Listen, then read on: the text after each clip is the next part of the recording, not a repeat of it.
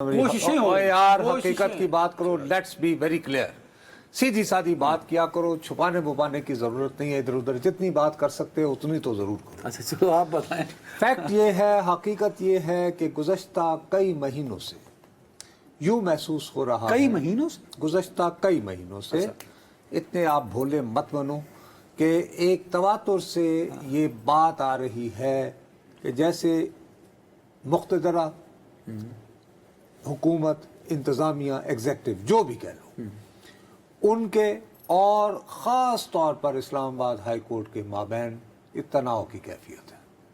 ٹھیک ہے, اور تناؤ کی یہ کیفیت جو ہے یہ کم ہونے کا نام نہیں لے رہی, بلکہ اس میں مزید اضافہ ہو رہا ہے. اور اب یہ کچھ افراد تک, کچھ آنریبل ججز کے ساتھ منسوب یا محدود نہیں رہا یہ معاملہ, ٹھیک ہے, بلکہ یہ اس کا دائرہ وسیع ہو گیا ہے.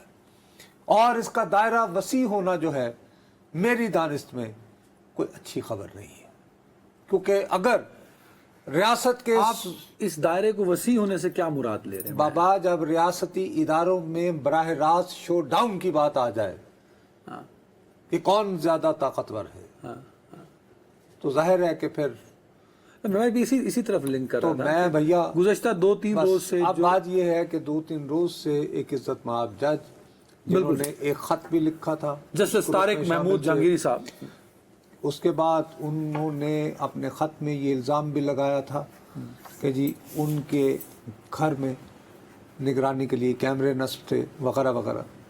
اب مسئلہ یہ ہے کہ ان کا بیک گراؤنڈ یہ ہے کہ یہ اس کے ہوتے ہوئے بھی وہ اسلام آباد 8 فروری کو جو انتخابات ہوئے تھے ان کے نتائج کو ری ایگزامن کرنا چاہ رہے ہیں بطور الیکشن ٹریبیونل. ہاں ٹھیک ہے, اور ان کے مخالفین کو یہ احساس ہو رہا ہے کہ شاید وہ ضرورت سے زیادہ جلدی دکھا رہے ہیں, شاید غالباً الزام, سوچ, فکر. اب میں نہیں جانتا کہ کس نے یہ واقعہ کیا, لیکن ڈیورنگ دا ویکینڈ, ہفتہ اور اتوار کے دن یہ کوئی بھی کر سکتا ہے. جب یہ محسوس ہو کہ بھئی عدنان اور نصرت جاوید اس وقت یوں کر کے ہوئے ہیں, کوئی بھی تیسرا فریق بھی ہو سکتا ہے تیلی لگانے. ہاں ٹھیک ہے, لیٹس بی ویری کلیئر. صحیح ہے, لیکن لوگ پیچیدگیوں میں نہیں جاتے جی, وہ سادہ دیکھتے ہیں, 2 and 2 4 کرتے ہیں. لوگوں نے یہ سوچا کہ ان کی ڈگری کے بارے میں جو سوالات سوشل میڈیا مہم کے ذریعے اٹھائے جا رہے ہیں, شاید ان کے پیچھے کچھ ہے. ٹھیک, اب اس کے بعد آج پیر کا دن شروع ہوتے ہی اسلام آباد ہائی کورٹ نے کیسے ریئیکٹ کیا, بہتر یہ ہے کہ ہم اس پر تبصرہ آرائی کے بجائے وسیم ملک جو ہمارے کورٹ کے رپورٹر وہاں پہ تھرو آؤٹ موجود تھے, ان سے شروع سے انجام تک کی پوری عدالتی کارروائی کی داستان سن لیں. السلام علیکم وسیم. وعلیکم السلام سر, بہت شکریہ. اچھا بھیا, بہت جلدی آپ ہمیں بتا دیجئے کہ آج صبح سے اسلام آباد ہائی کورٹ نے بطور ادارہ اس سارے معاملے کو کس طرح ریئیکٹ کیا ہے.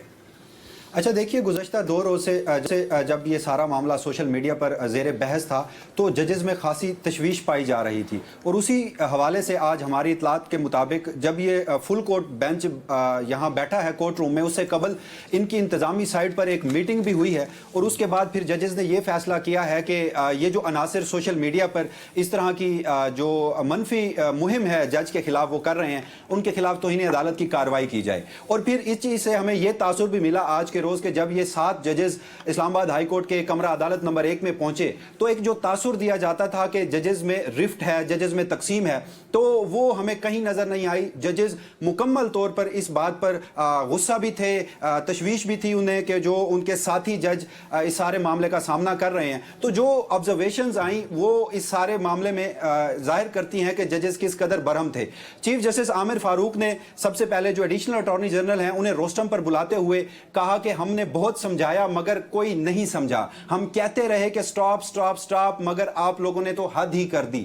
اب ہم اس معاملے پر پیچھے نہیں ہٹیں گے, جو بھی ججز کے خلاف اس منفی مہم کا حصہ بنے گا اسے سپیئر نہیں کیا جائے گا. یہاں پر جسٹس عامر فاروق نے یہ بھی کہا کہ اگر کسی کو سپریم جوڈیشل کونسل میں جانے کا شوق ہے تو وہ شوق سے جائے, مگر ججز کے خلاف یہ جو سوشل میڈیا پر اس طرح کی کارروائی کی جاتی ہے اس میں جو بھی ملوث پایا جائے گا وہ پھر یہ جو गर्मियों की छुट्टियां हैं, ये जो गर्मियां हैं, वो अडयाला जेल में एंजॉय करेगा। और उसके बाद फिर ये गालबन कोई 8 से 10 मिनट की समाअत थी। जस्टिस आमिर फारूक खासे बरम भी थे, उन्होंने ये ऑब्जर्वेशंस भी दी और उन्होंने ये भी कहा कि क्या अब जज साहब जो हैं वो ट्वीट करके बताएं कि उनकी जो डिग्री है वो जेन्युइन है, क्या हम भी प्रेस कॉन्फ्रेंस करें, फुल कोर्ट समाअत की बजाय हम आपको साइड पे कर देते हैं, फिर सहाफियों को बुला लेते हैं और हम प्रेस कॉन्फ्रेंस करना शुरू कर देते हैं। जो इस्लामाबाद हाई कोर्ट के जज हैं, सीनियरिटी में तीसरे नंबर पे हैं जस्टिस गुल हसन औरंगजेब, उन्होंने भी अहम तरीन ऑब्जर्वेशंस दी। उन्होंने जो वफाकी हुकूमत के नुमाइंदे थे कमरा अदालत में, एडिशनल अटॉर्नी जनरल, उनसे मुखातिब होते हुए कहा कि इस सारे मामले में हुकूमत क्यों खामोश है।